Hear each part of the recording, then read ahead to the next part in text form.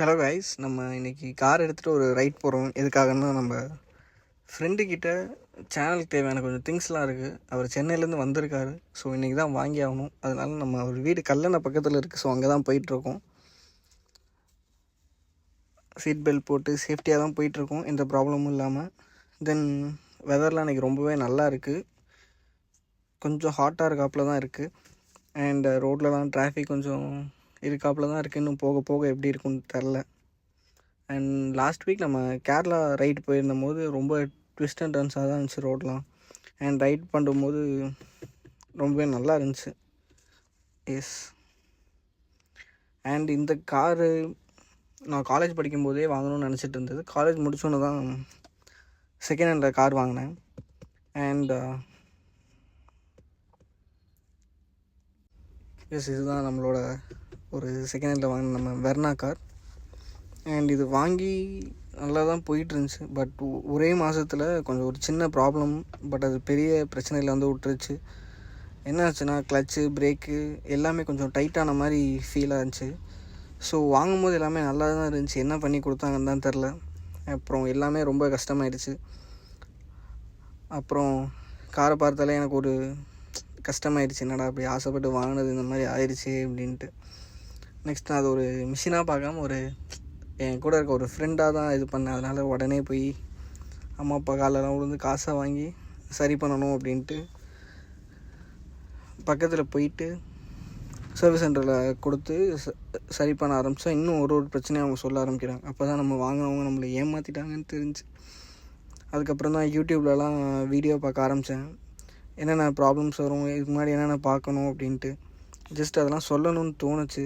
அப்புறம் பேசிக் car maintenance என்ன, அப்புறம் கிளச்சை வாங்குறதுக்கு முன்னாடி எப்படி பார்க்குறது, என்னென்ன பண்ணியிருப்பாங்க, அந்த மாதிரி நிறையா பார்க்கும்போது தான் நான் ஏமாந்துட்டேன்னு தெரிஞ்சு.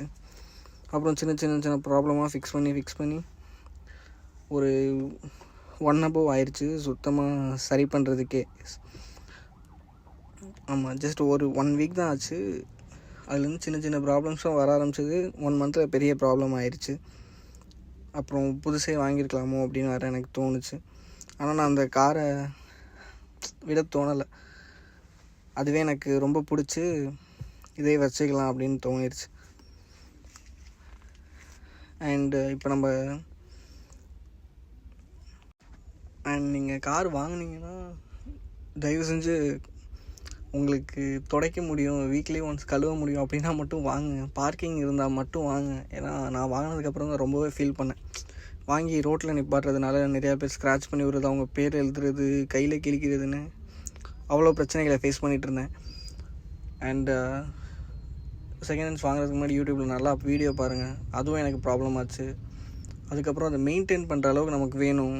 அண்டு இது மட்டும் இல்லாமல் இன்னும் நிறைய இஷ்யூஸ் ஃபேஸ் பண்ணேன். லைக் என்னென்னா,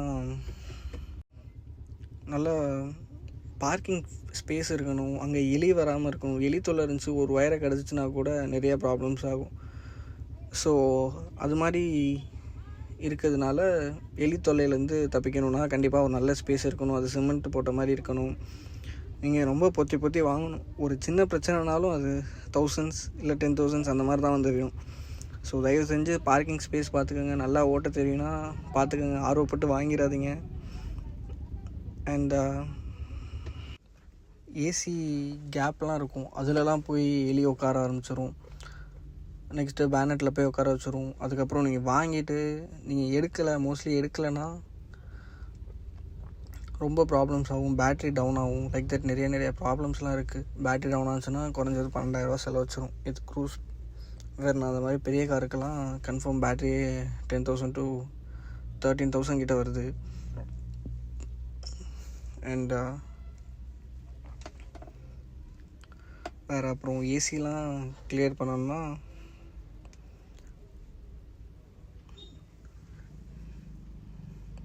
லைக் அதுவே ஒரு 1000 கிட்ட சார்ஜ் பண்ணுவாங்க மோஸ்ட்லி. ஏன்னா நான் எல்லா ப்ராப்ளமுமே ஃபேஸ் பண்ணியிருக்கேன் இந்த கார்னால்.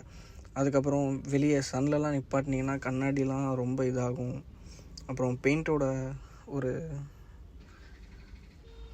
பெயிண்ட்டே கொஞ்சம் டல்லாக ஆரம்பிச்சிடும். லைக் தட் நீங்கள் இஷ்யூஸ்லாம் ஃபேஸ் பண்ணுவீங்க. நல்ல ஒரு ஸ்கை வியூ இருக்குது. பார்க்கும்போதே ஒரு நல்ல ஒரு குட் ஃபீல் கொடுக்குது. அது இல்லாமல் சாங்ஸ் எப்பயும் கேட்டுட்டு தான் போவேன். யூடியூப்பில் இருக்கும்போது சாங்ஸ் நம்ம போட்டால் அது காப்பிரைட் இஷ்யூஸ் லைக் தட் அந்த மாதிரி சம் ப்ராப்ளம்ஸ்லாம் வருன்றதுனால தான் சாங்ஸ் ப்ளே பண்ணல.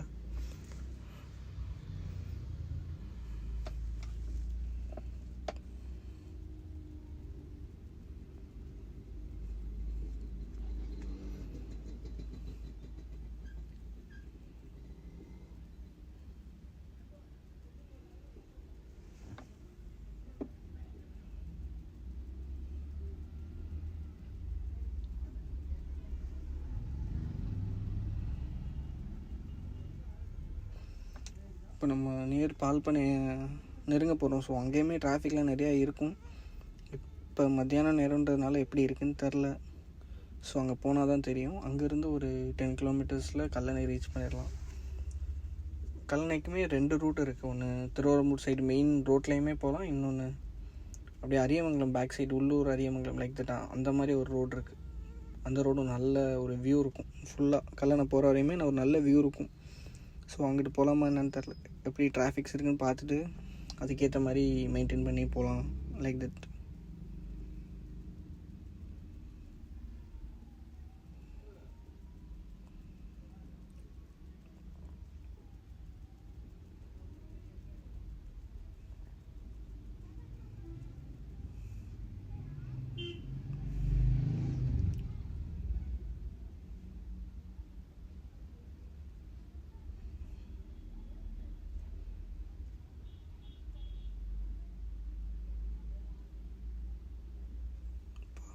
பைக்கில் எப்படி போகிறேன் பாருங்கள், விழுந்தா என்ன ஆகுறது.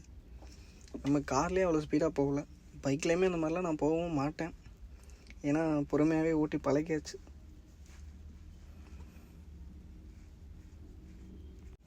ஸோ நீங்களும் யாராக இருந்தாலுமே தயவு செஞ்சு வண்டியில் போனாலும் சரி, காரில் போனாலும் சரி, எதில் போனாலும் தயவு செஞ்சு பொறுமையாகவே போங்க. அது உங்களுக்கு சேஃப்டிக்கு ரொம்பவே ஹெல்ப்ஃபுல்லாக இருக்கும். எஸ், உங்கள் சேஃப்டியை ஃபஸ்ட்டு ப்ரிஃபரன்ஸ் கொடுத்து சேஃப்டியாக போக பாருங்கள்.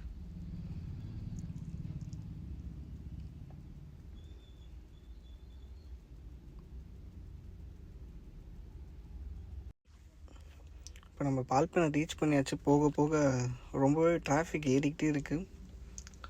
சம்டைம்ஸ் இங்கே அந்த சிக்னல்ஸ்லாம் போடுறது 4 ரோடு இருக்கிறதுனால ரொம்பவே டிராஃபிக்காக தான் இருக்கும். இன்னுமே ரொம்ப டிராஃபிக் போல்.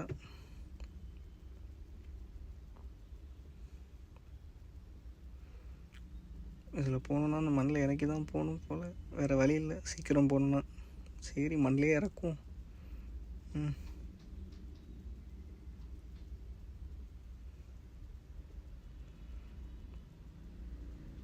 மண்ணிலே இறக்கி போக ஆரம்பிச்சது. தயவு செஞ்சு கார்லாம் வாங்கினா இந்த மாதிரிலாம் போகாதீங்க. இதுவே உங்களுக்கு சம்டைம்ஸ் பஞ்சரில் அந்த மாதிரி ஏதாவது ஆச்சுன்னா ரொம்பவே ப்ராப்ளம் ஆகும்.